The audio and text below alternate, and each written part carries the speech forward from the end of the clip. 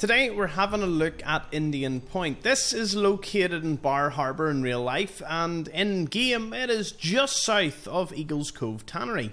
When you first arrive, it will be the battle scene between some ghouls, which appear to have come from Eagle Cove Tannery, and super mutants. They vary in level, and occasionally the super mutants will lose, because they are usually quite a low level, and occasionally that they will spawn in a very high level ghoul.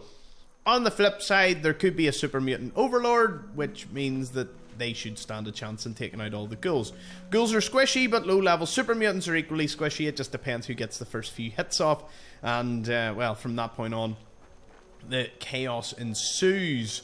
Now, in terms of the little base they've got going here, it appears that the super mutants were maybe trying to set up shop here. There isn't the largest amount of them outside of the Vimpop factory. They aren't the most plentiful thing you'll find. You'll more than likely find wildlife, other critters, and trappers when you're out.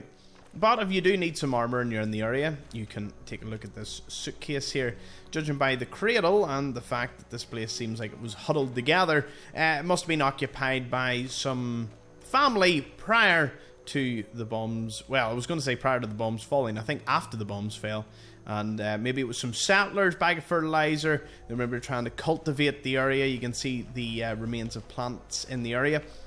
Fishing would have been a big way for them to get a food source. So they probably would have used the nearby cove, Clark Cove, to fish.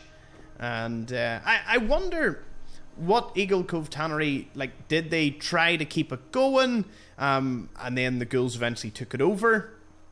You know, and was the communities around here just sort of popping up because of Eagle Cove Tannery and it being a place of work and some sort of manufacturing, let's say. Oh, and the remains of a kitchen.